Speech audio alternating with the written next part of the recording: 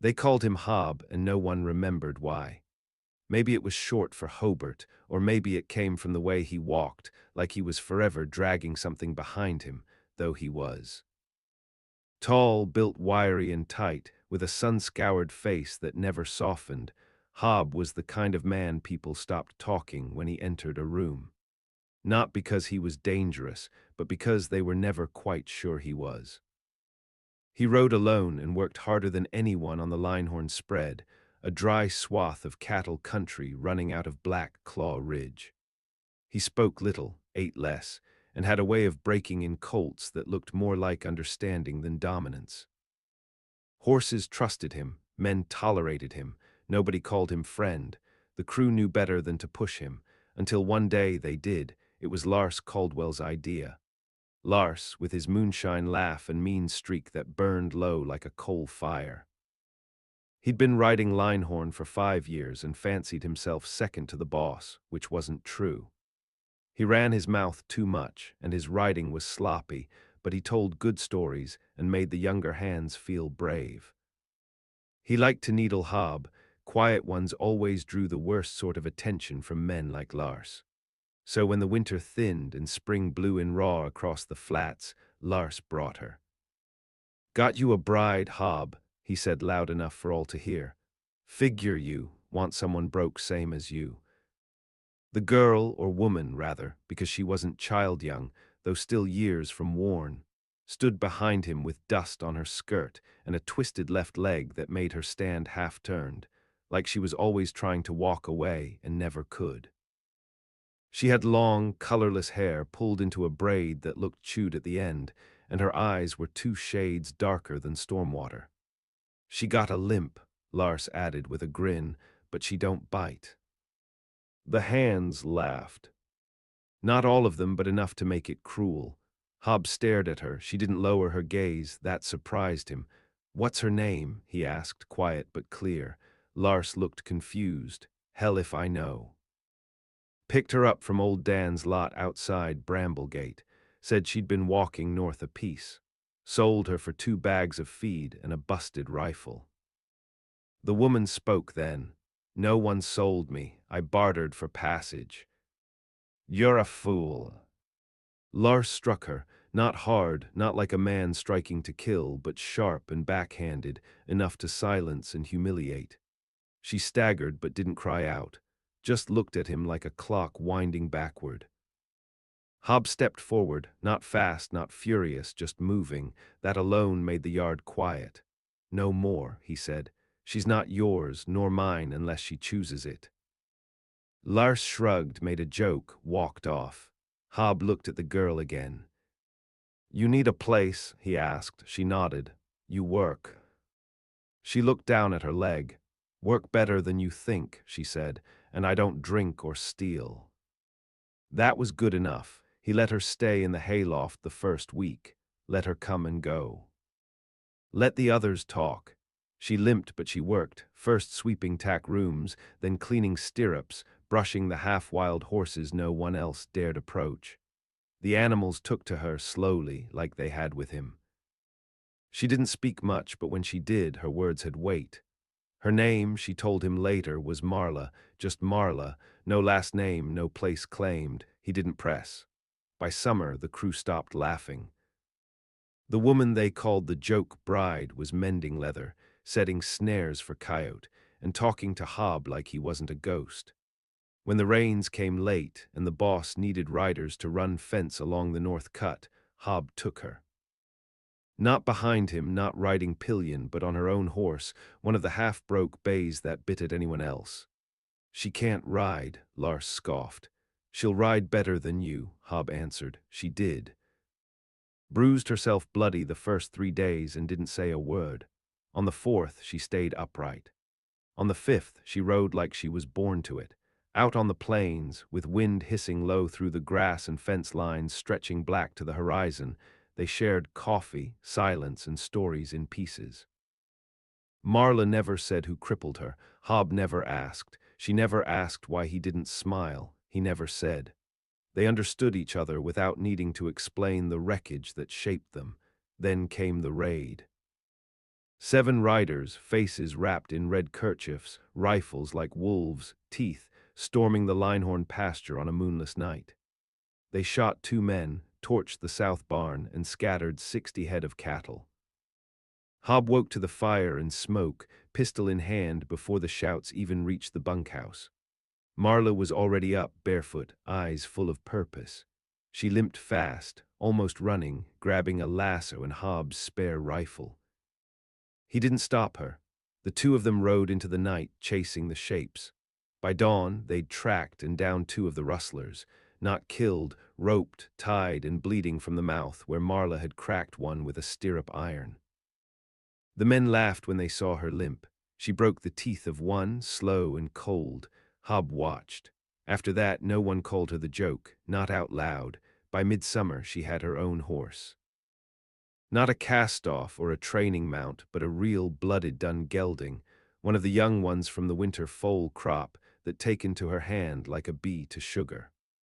Hob didn't say much when he handed her the reins, just nodded once and walked off, but the gesture rippled quiet through the camp.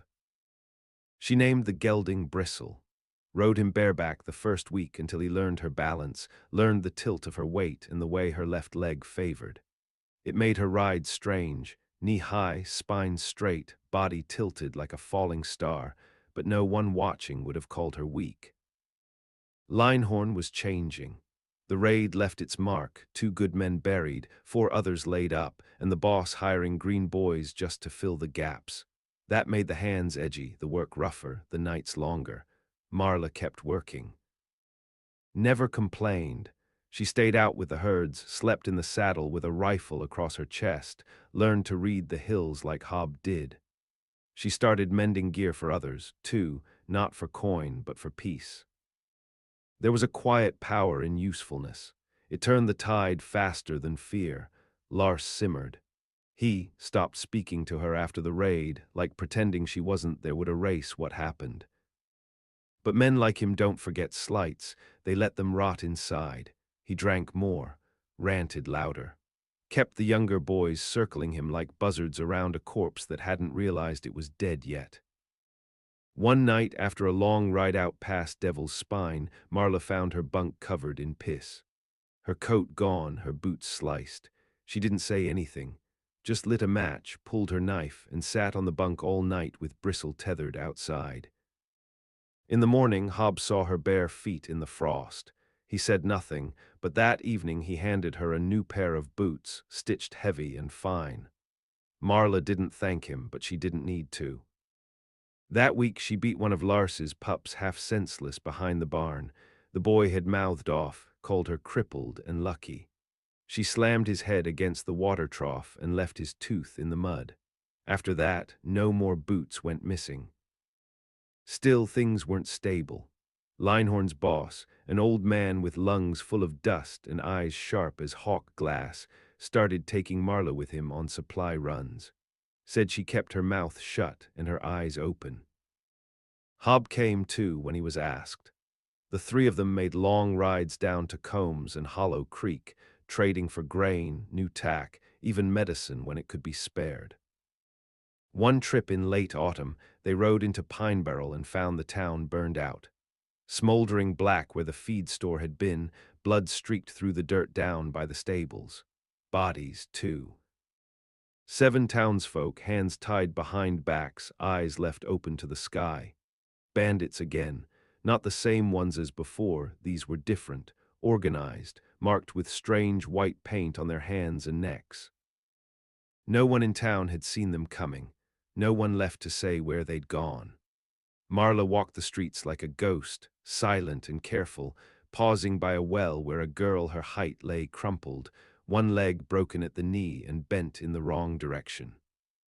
She knelt down and pressed a hand to the girl's neck, but there was no blood pumping beneath. Hob stood beside her, said nothing. When they returned to Linehorn, the boss gathered every rider and told them plainly war was coming.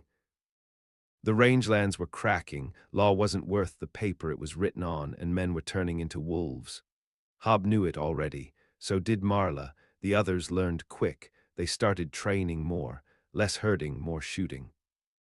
They rode in pairs, sometimes threes, night watches doubled, fires burned lower.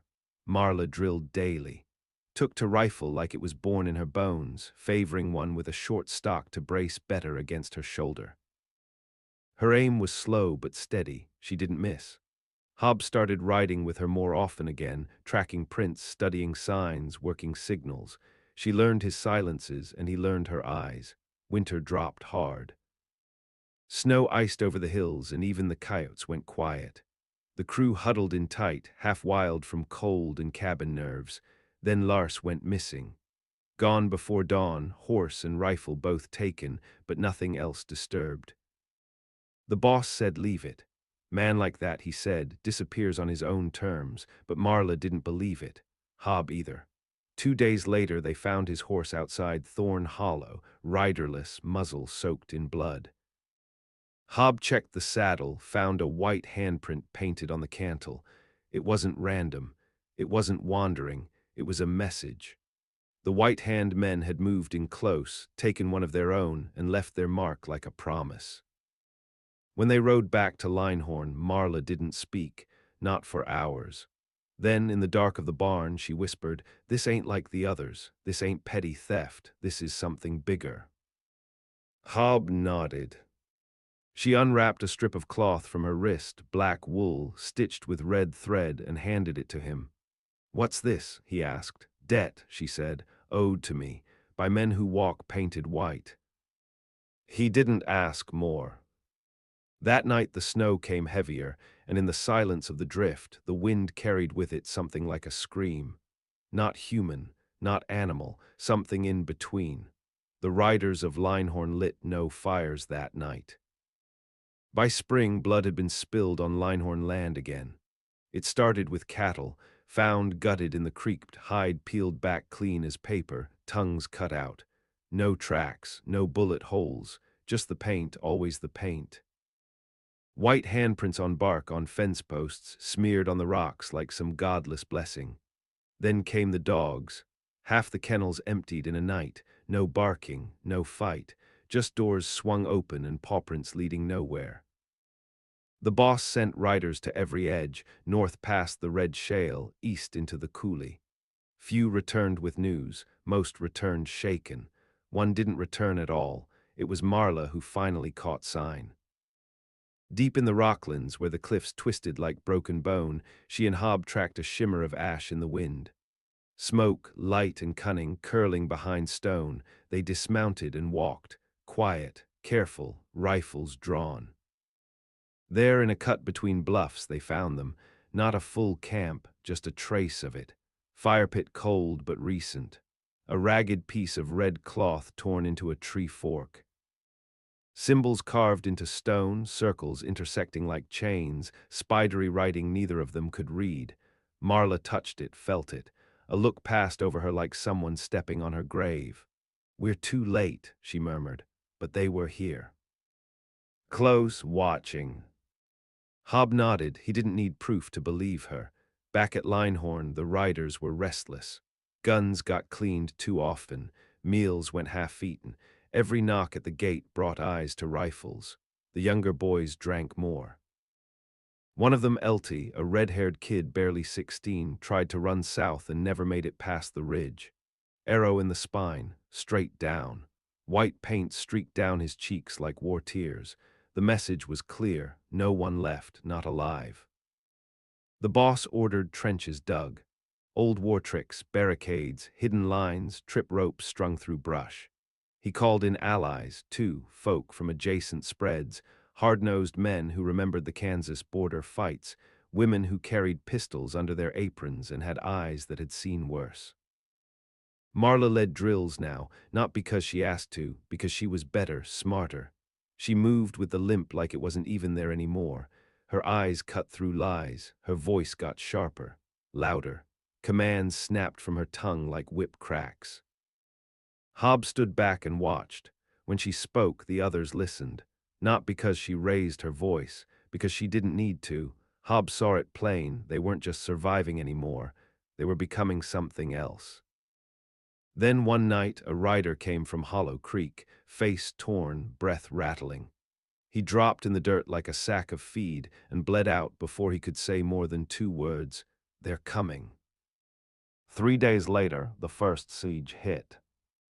It came at dusk when the sky was red and the cattle lowed nervous in their pens. No horns, no warning, just shapes, dozens of them, moving through the trees, rifles flashing, arrows whistling. The white-hand men, they weren't bandits. They were soldiers, Linehorn's walls held, barely. The old trenches slowed them, but not enough. The barns burned. One lookout tower collapsed. 2 riders died in the first 5 minutes, one by arrow, one from fire. Marla moved through the smoke like a storm, rifle in hand, commands flying. She climbed the silo ladder, found a perch, and laid down fire with such precision that Hob, watching from below, swore he saw fear in the enemy's movements. Not retreat, just confusion. As if they couldn't believe someone like her was hurting them this badly. But it wasn't enough, not yet. They pulled back before dawn, silent again, no shouting, no threats. Just vanished into the tree line like smoke through a screen, left Linehorn smoldering, dozens wounded, a third of the cattle gone. Hob and Marla stood over the field as sun broke the frost. Neither said anything, neither needed to. She was already making plans in her head. He could see it in her eyes, the way she held the map tight in her fist. She was done waiting. Later, while mending a wound on her thigh from shrapnel, she finally told him. "They marked me once," she said, "years back before Bramblegate." Hob sat still. "I was 13. Father sold me to a trader. He ran with men like these, said the limp meant I'd be cheap. They took me south, camped out near a dry canyon. I got away, cut a man's throat with a mule shoe. Been walking north ever since." Hob didn't speak. They wear the white to say they're pure, say they're burning out weakness, but it's just cruelty, ritualized. Fed by fire and blood. She met his gaze. "They didn't expect me to live. I did. Now they'll regret it." He looked at her then, not like a rider, not like a survivor, but like something else. Like what she was becoming, the pride. That's what they started calling her, in hushed tones behind fires, in letters sent to neighboring camps. The pride of the riders, not because she was beautiful, not because she was brave, but because she made them stand taller, gave them reason. Gave them something to believe in. Even the boss started deferring to her. That night, as rain began to fall and the wounded groaned in the bunkhouse, Hob watched her speak with the mapmen and the scouts. He watched the fire catch in her braid, her limp all but vanished in the dark. He thought about the first time he saw her, dust in her hair, one leg turned wrong, slapped down in front of him like a joke. And now the joke had teeth. And it was hungry. The next time they came, they didn't come on horses, they came on foot, silent, closer, smarter. Wearing skins turned inside out, faces darkened with ash, carrying blades instead of guns. It was raining hard, thunder in the hills, and most of Linehorn's riders were in the bunkhouse tending wounds or soaking blankets. Marla didn't sleep, hadn't for days. She heard them before she saw them, mud squelching wrong in the south ravine, too many feet for any deer herd, too quiet for cattle. She moved fast, rifle slung, knife in hand. Hob caught her just before the gate. "You sure?" "They're in," she said. "I can feel it." They circled wide through the trees, boots muffled in pine needles.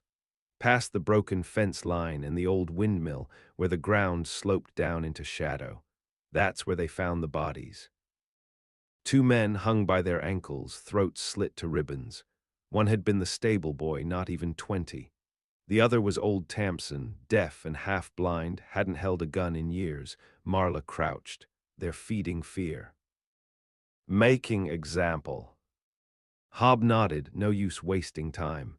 They tracked the white-hand men through the orchard, cut between 2 silos, and saw them. 6 figures in soaked cloaks, slipping toward the side barn. One carried a jar of pitch.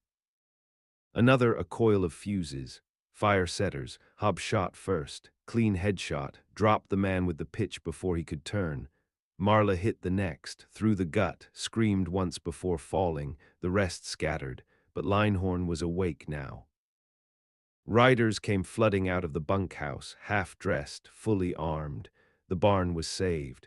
But not before the last one, the smallest of the fire-setters, lit the fuse and hurled it into the hay cart.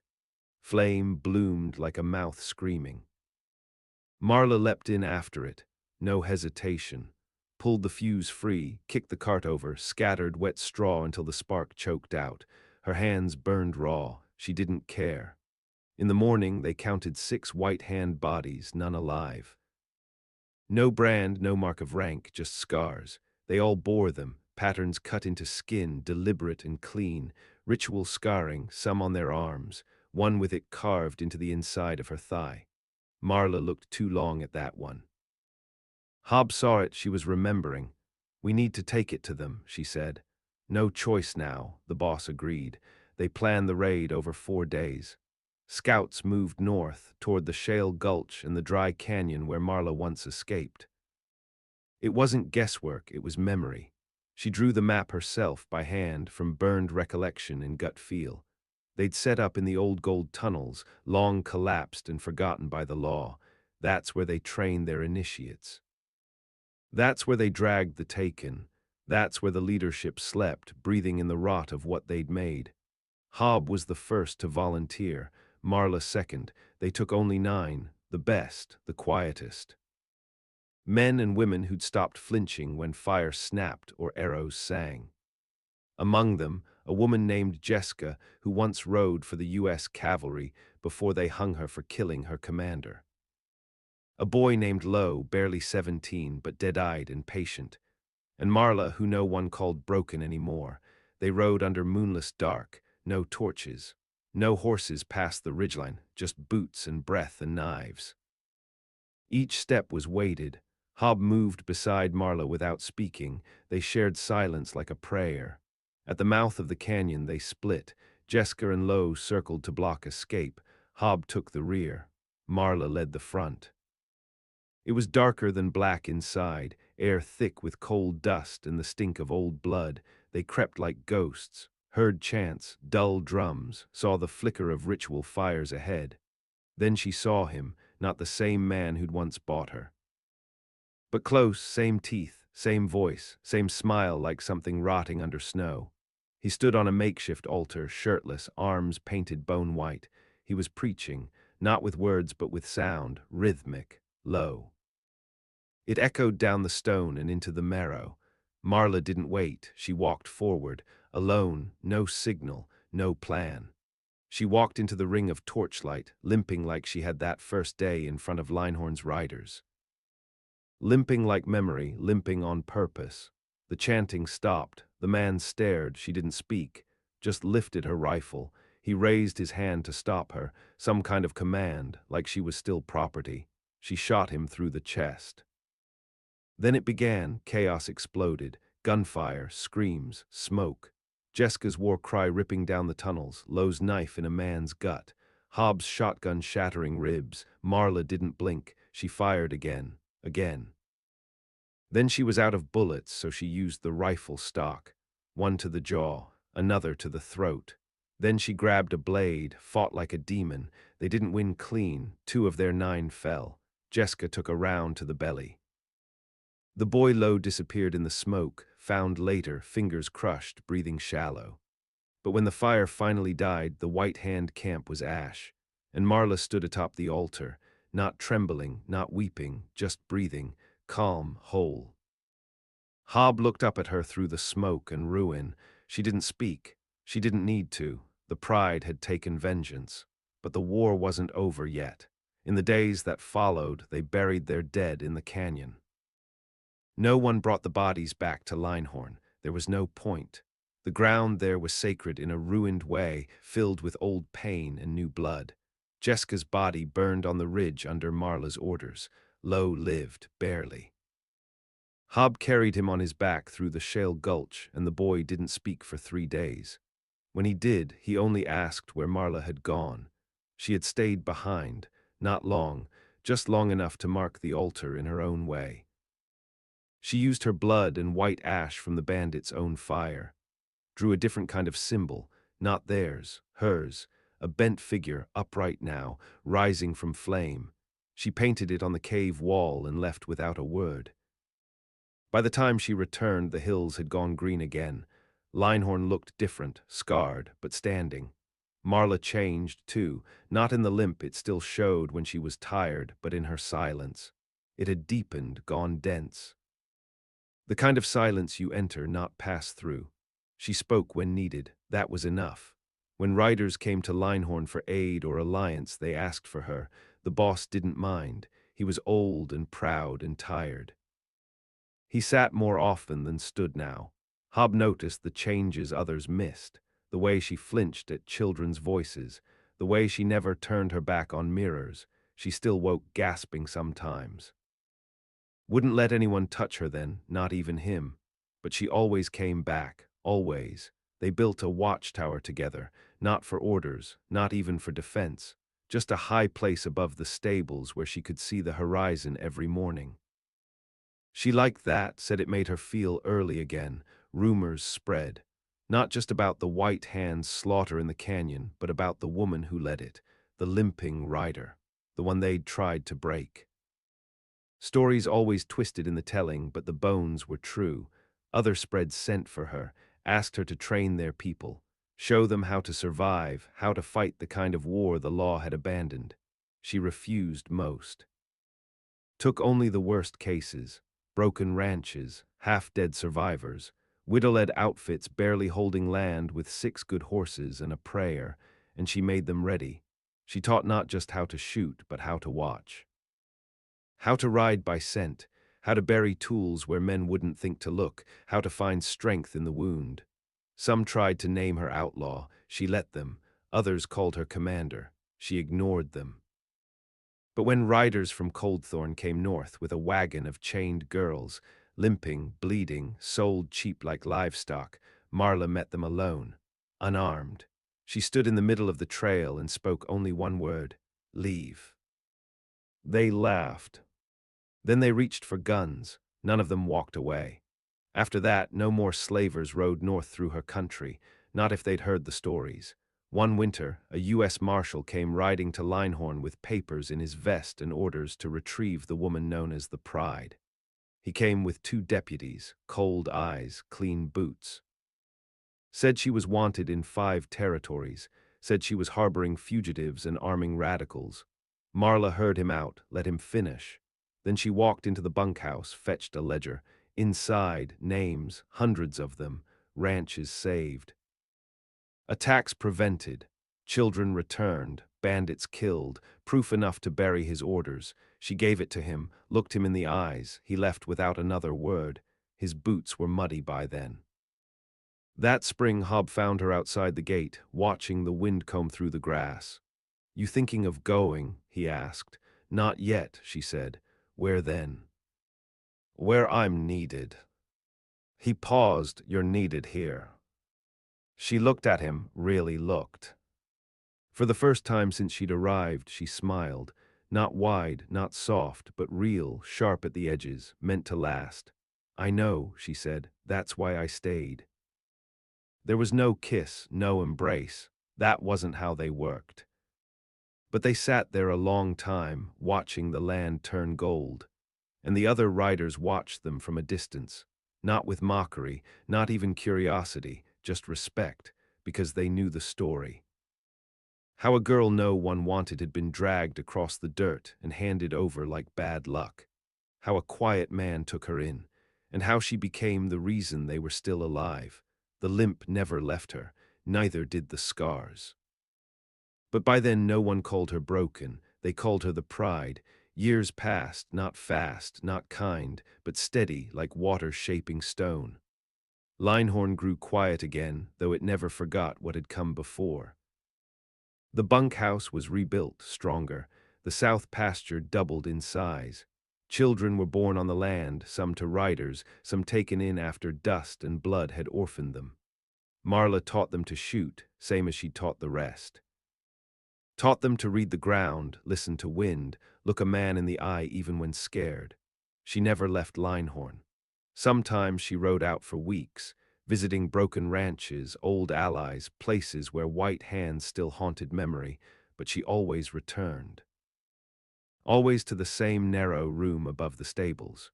To Bristle, old and scarred now but still loyal. To Hob, who never called her anything she didn't earn, he aged faster than she did. The kind of man whose strength burned like dry timber, fast, bright, finite, his hair grayed, his hands shook in the cold, but he still rode. Still watched her the same way he did the first time, silent, certain, reverent in a way no preacher ever managed. When the second great drought came, Linehorn nearly folded, springs vanished, grass burned under the sun, coyotes grew bolder, leaner. Raiders began circling again, new flags, same hunger, but Marla didn't yield. She led the riders south to the river that hadn't flowed in 15 years, dug down through the dust and found water. Clean, deep, cold. The riders called it Pride Spring. Marked it with a stone carved by hand, rough and beautiful. They drank from it without shame. It was around then that the sickness started, Hob first, a cough that didn't leave, a fever he hid too long. The doctor from Chalk Ridge said it was the kind that withers a man from the inside, no cure. Only slowing, Marla sat beside him in the loft when the coughing was worst, wiped his mouth when the blood came up, never looked away. He didn't talk much, even then. One night, as he lay under a blanket patched with old saddle cloth, he reached out and took her hand. "You were the only thing they gave me that ever mattered," he said. Marla didn't cry. She just nodded and sat with him until the sun rose. He died in silence, face turned toward the corral. The horses were running that morning, kicking up frost. She watched them a long while before she moved. The funeral was simple. Riders from 5 counties came to watch. No preacher, just words from Marla, short and final. "He saw through things," she said. "That was his strength. He saw me and made space." They buried him under the lone tree past the east fence. She carved the marker herself. After that, she changed again, not colder, not harder, just leaner. Like grief had honed her to the grain, she still rode, still trained the greenhorns. But the fire that had once burned outward now burned low and deep. The white hand movement never rose again, broken in the canyon, scattered. Some tried to regroup years later under new symbols. They disappeared before they reached the plains. No one asked what happened. No one needed to. Marla never called herself a leader, never sat in the boss's chair. She stayed in her room above the stable, ate simple, kept the rifle by her bed, walked with the limp that never left. But when someone was hurt, they came to her. When something stalked the herd, they asked her what to do. When the nights grew too still, they looked to the watchtower. She didn't give speeches. She didn't pray. She just kept the fire lit, the walls strong, and the silence steady. And so the legend grew. Riders spoke of her across 3 territories. The limping woman who had broken a war cult, the girl who rose from a cage and carved a world that could not ignore her. The one who had been given as a joke and became the last word in every serious mouth. Marla rode less as the years wore on, her hair silvered, her hands stiffened, but she never retired, never left the land. One night when the stars hung low and heavy, she climbed the watchtower alone, sat with her rifle across her knees and stared east. Some say she saw him. Hob, standing just beyond the fence line, coat stirring in the breeze, hat pulled low. Waiting, others say she just sat still for a long time, until the wind quieted and her breath slowed, and she went like he had, facing the land she'd bled for. They found her the next morning, eyes closed, body upright, rifle clean. No sign of pain, just peace. They buried her beside him, no preacher, no songs, just riders standing still, hats in hand. On the marker, Marla, the pride, nothing broken. And from then on, when young riders asked who she was, they were told this. She was given away to shame a man. She became the reason they stood at all, and the land remembers her footsteps, even the limp. especially the limp. Because that's where the power started and never stopped.